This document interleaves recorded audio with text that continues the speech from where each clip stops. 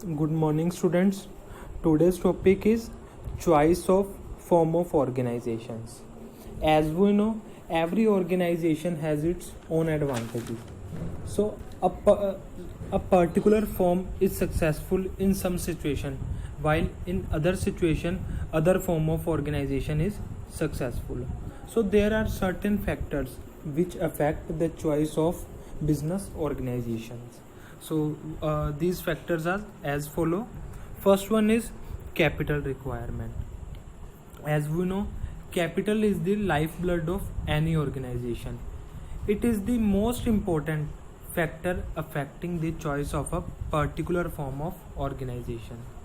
Requirement of capital is closely related to the type of business and scale of operations. So enterprises requiring heavy investment, in that situation joint stock company is suitable. But if the requirement of investment or capital is small, then sole proprietorship is suitable. Apart from initial capital requirement, future capital requirement for modernization expansion also affect the form of organization. Second one is liability of owners. So every business creates certain liabilities for the owner of business undertaking. In sole proprietorship and partnership, the owners have unlimited liability. It means their personal properties can be used to pay off the business liabilities. In Hindu undivided family, only the Karta has unlimited liability.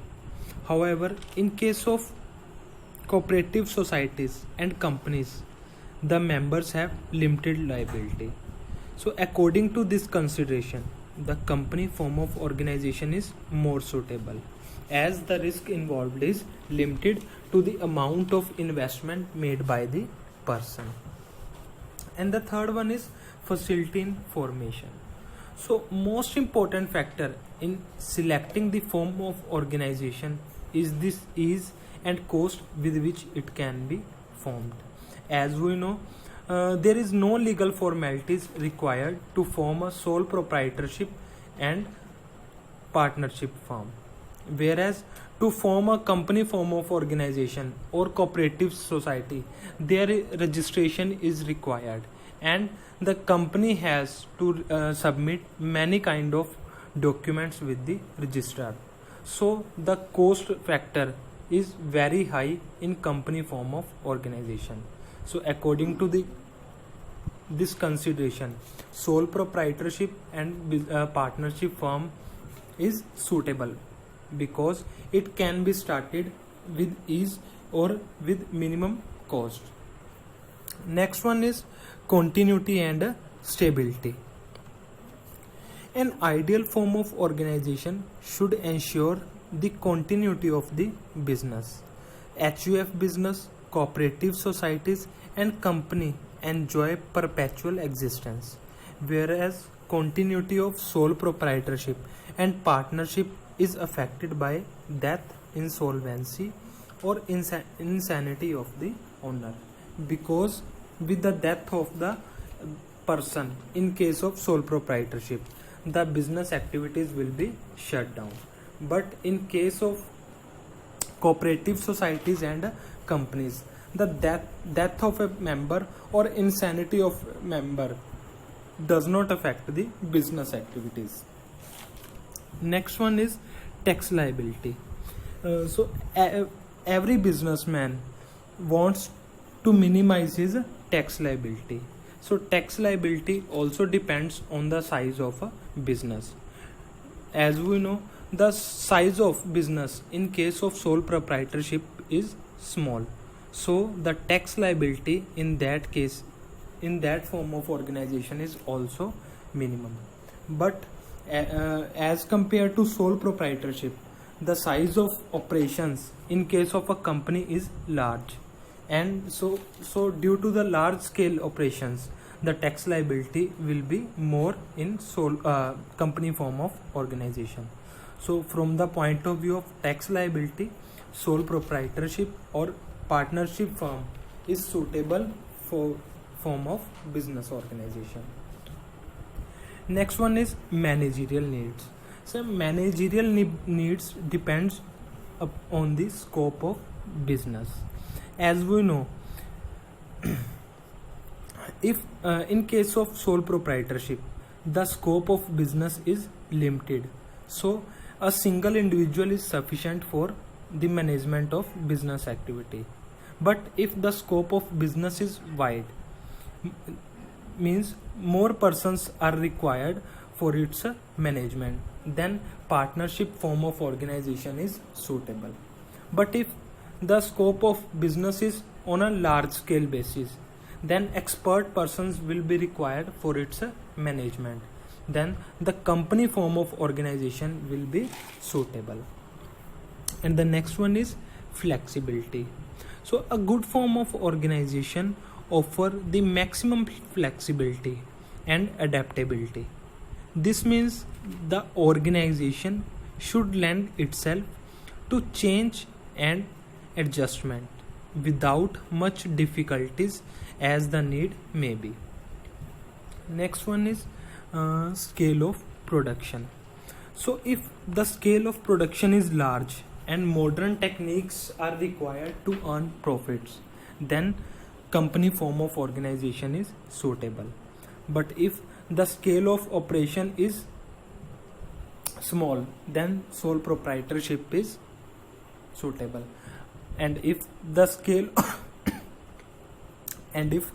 scale of operation is moderate, means neither small neither too large, then partnership form of organization is suitable. Next one is secrecy. So the entrepreneur will also have to be careful to ensure that the form of organization chosen by him will allow vital business secrets to be retained without being leaked out to the competitor. And we know that in case of sole proprietorship, businessman is not required to publish his accounts, so the secrecy can be maintained in case of sole proprietorship. But in case of company form of organization, the companies are required to publish their accounts with the registrar, or the company has to file the returns with the government. So the secrecy in these kind of businesses can't be maintained. So from this consideration, the sole proprietorship business is suitable. Next and the last one is government control. So every businessman wants to be free from government control, and we know that in company form of organization, the companies has to follow various kinds of rules regulations formed by government. Means the government has certain kind of interference in company form of organization, but in case of sole proprietorship, the government has no interference. So from this consideration,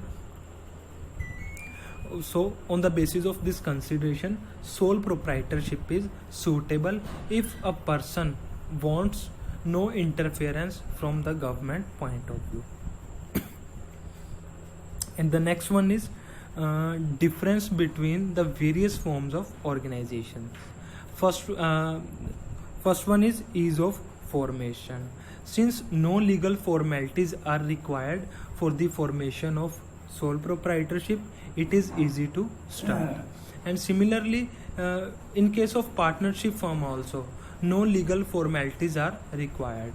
It can be started by entering into an agreement among all the partners. So it is also easy to start partnership form of organization.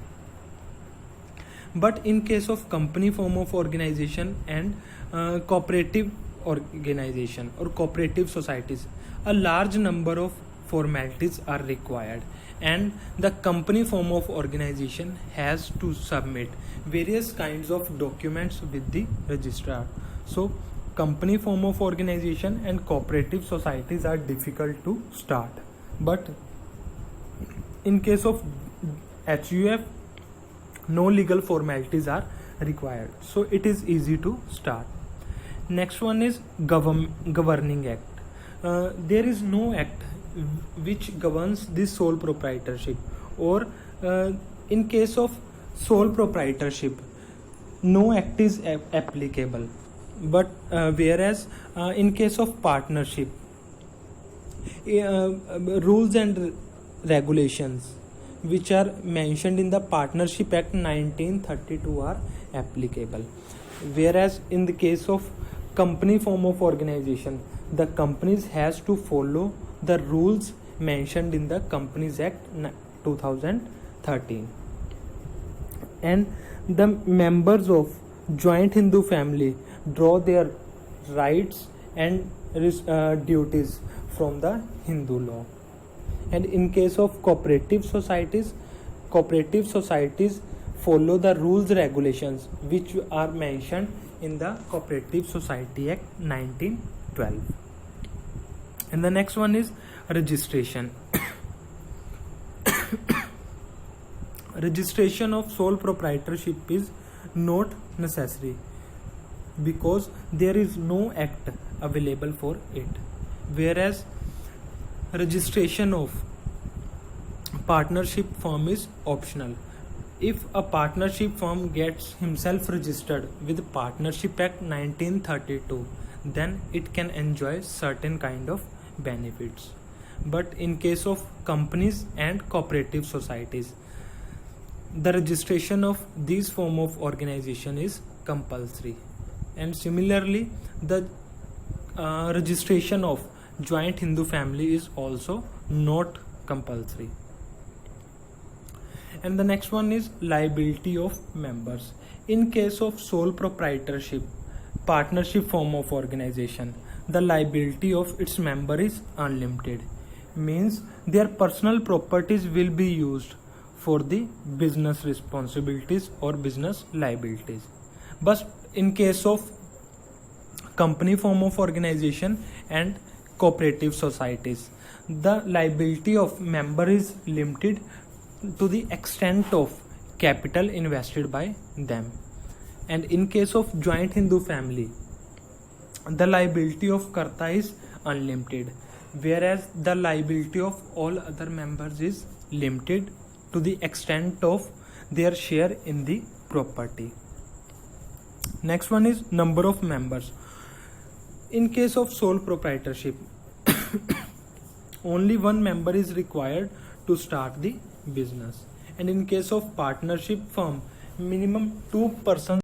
In case of partnership firm, minimum 2 persons are required to start a partnership firm, whereas the maximum number of person in any case will not exceed 50 partners. And in case of companies, as we know, companies are of two types: public companies and private companies. To start a private company, minimum 2 persons are required, whereas to start a public company, minimum 7 persons are required. And the maximum number of person in case of a private company will not exceed 200, whereas there is no such limit on the maximum numbers in case of public limits. And in case of cooperative societies, the maximum number of person will not exceed 200, and minimum 10 adults are required to start a cooperative society. And in case of HUF, no such limit is mentioned. Transfer of ownership. No restriction on the transfer of share from one person to another, whereas there are certain kinds of restrictions in case of partnership firm. A partner can transfer his interest only with the consent of all other partners. And in case of partnership firm, company form of organization, there are no such restrictions. And in case of HUF and cooperative societies, the members cannot transfer their share or interest from one person to another person. And the next one is stability. Sole proprietorship or sole trading concerns are unstable because with the death of the owner, the business activities come to an end. And in case of partnership firm, the case of partnership firm is more stable than the sole proprietorship. And the company form of organization and cooperative societies are more stable because of their separate legal existence. And the Hindu undivided family is also stable because on the death of Karta, next eldest member will be the head of business operations. And the last one is winding up. Sole proprietorship can be wind up at the will of the owner. Similarly, partnership can also be wound up at the will of all the partners, or in case of a particular partnership or for a specific period, the partnership will come to an end when the objective is achieved. But under the company form of organization, company will be closed only as per the law under which it is registered. And on the in case of Hindu undivided family, it will be closed down if all the members of the memory are agree. So these were the points of difference between all these form of organizations. Thank you, students.